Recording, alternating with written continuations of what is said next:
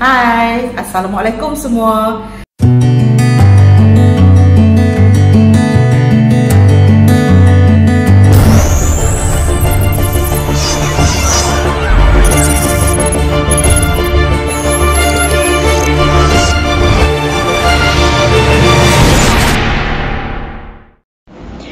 Selamat datang ke channel Cikgu Zalia.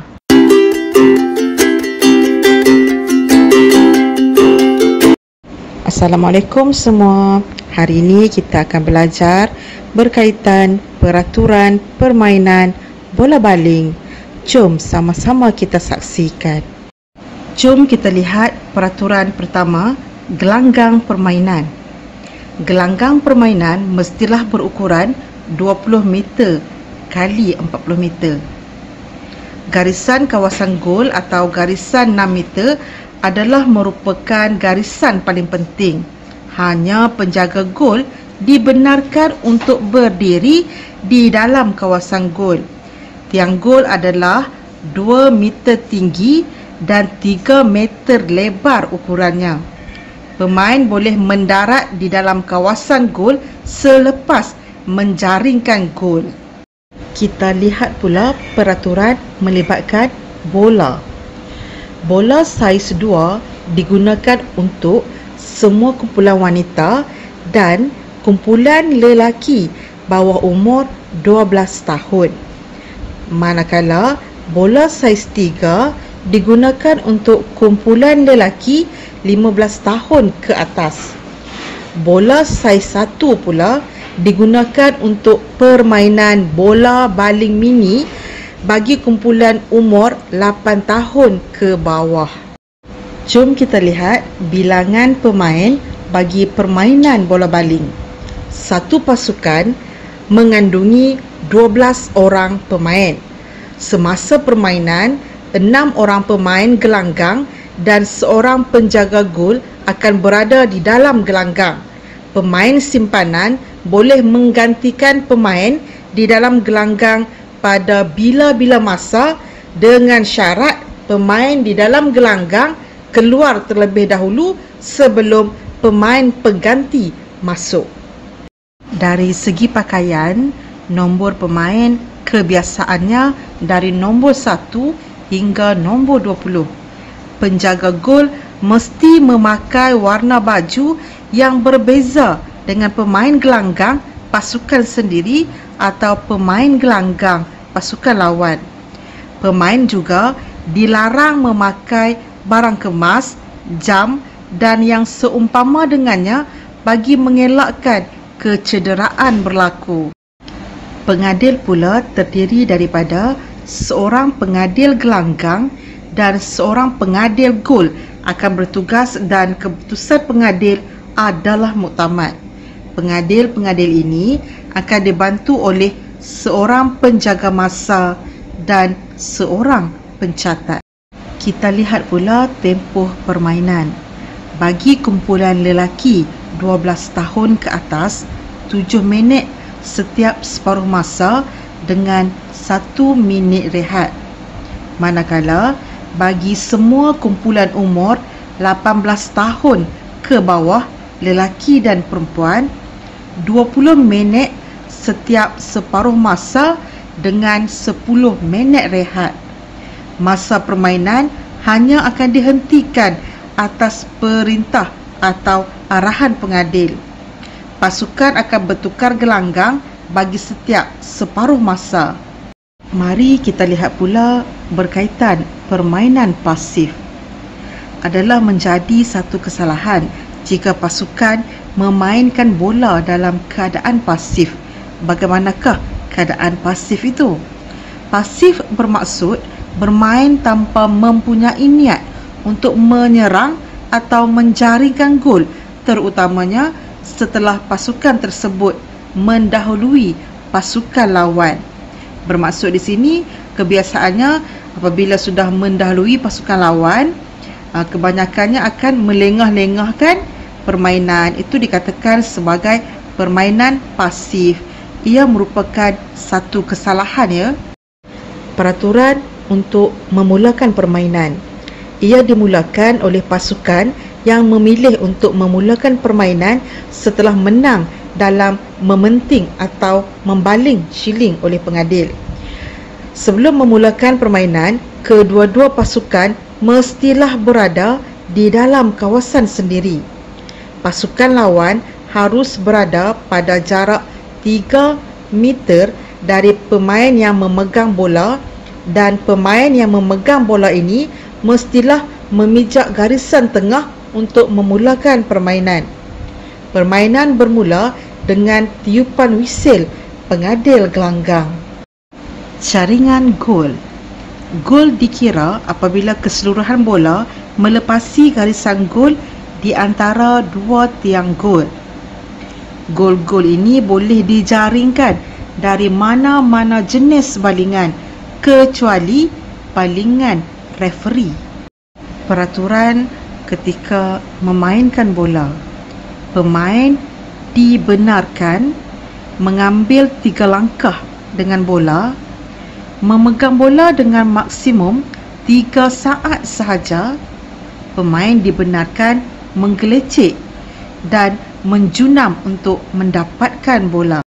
Tetapi ketika memainkan bola, pemain tidak dibenarkan membahayakan pihak lawan dengan atau tanpa memegang bola. Pemain tidak dibenarkan merampas, memukul, meragut atau menumbuk bola dari kawalan pihak lawan. Pemain juga tidak dibenarkan menggunakan bahagian anggota di bawah lutut. Peraturan ketika menghadang pihak lawan.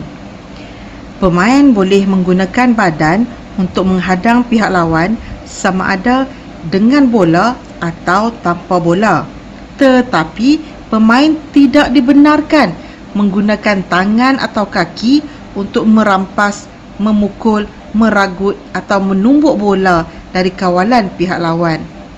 Ingat, pemain juga tidak dibenarkan merempuh pemain pertahanan semasa membuat jaringan. Balingan ke dalam. Balingan ini diberikan apabila bola terkeluar dari garisan tepi sama ada di tanah atau di udara yang disentuh oleh pihak lawan. Pemain yang mengambil balingan ini mestilah diambil dari tempat di mana bola itu keluar dengan sekurang-kurangnya sebelah kaki memijak garisan tepi. Pemain lawan mestilah berada pada jarak 3 meter dari pembaling. Balingan ke dalam di sudut atau juga selalu disebut sebagai corner.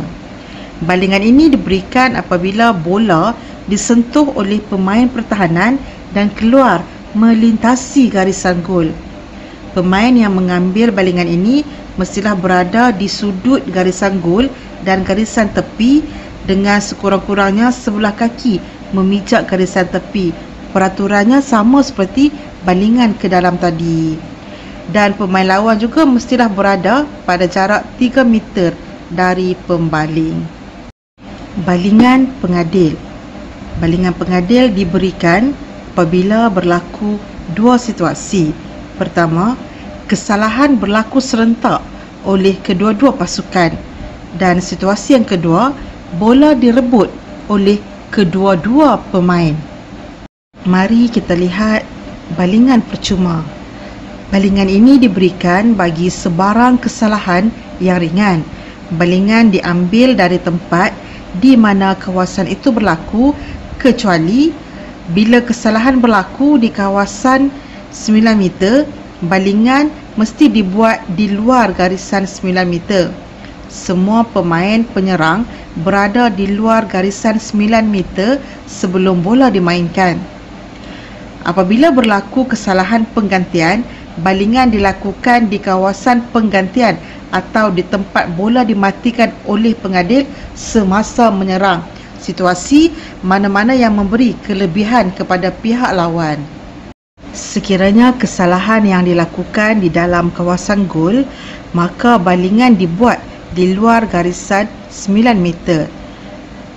Pemain pertahanan menghantar bola kepada penjaga gol sendiri dan bola tersebut mati di dalam kawasan gol tanpa disentuh oleh penjaga gol.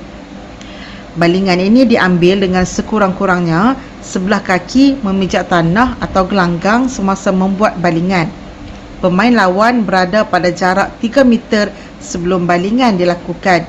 Ini bermaksud ketika balingan percuma dijalankan, pemain tidak boleh melompat ketika membaling.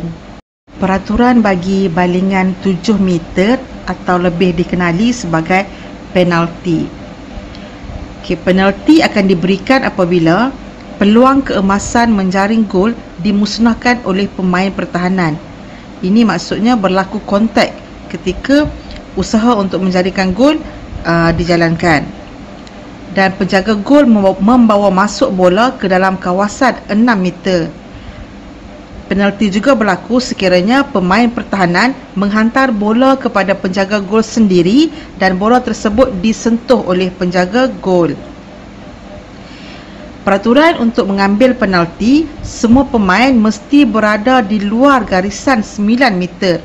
Pemain yang mengambil balingan penalti ini tidak dibenarkan memijak garisan balingan semasa balingan dilakukan.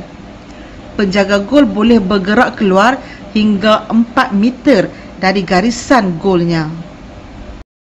Balingan gol. Balingan ini diberikan apabila bola tidak disentuh oleh penjaga gol dan keluar melintasi garisan gol, dan bola dibaling keluar melalui garisan gol oleh pemain penyerang, maka akan dapat balingan gol. Mari kita lihat pula hukuman susulan sekiranya berlaku kesalahan. Hukuman bagi kesalahan yang lebih serius selain daripada memberikan balingan percuma seperti yang diterangkan tadi kepada pihak lawan, boleh juga disusuli dengan hukuman yang lebih berat. Antara hukuman yang boleh diberikan, amaran iaitu kad kuning, 2 minit penggantungan iaitu pemain diminta keluar padang selama 2 minit, penyingkiran dan pembatalan permainan. Diharapkan dengan perkongsian peraturan bagi permainan bola baling, anda semua dapat ilmu yang bermanfaat. Mohon maaf di atas sebarang kekurangan atau terdapat kesilapan di dalam video ini. Jumpa lagi. Assalamualaikum.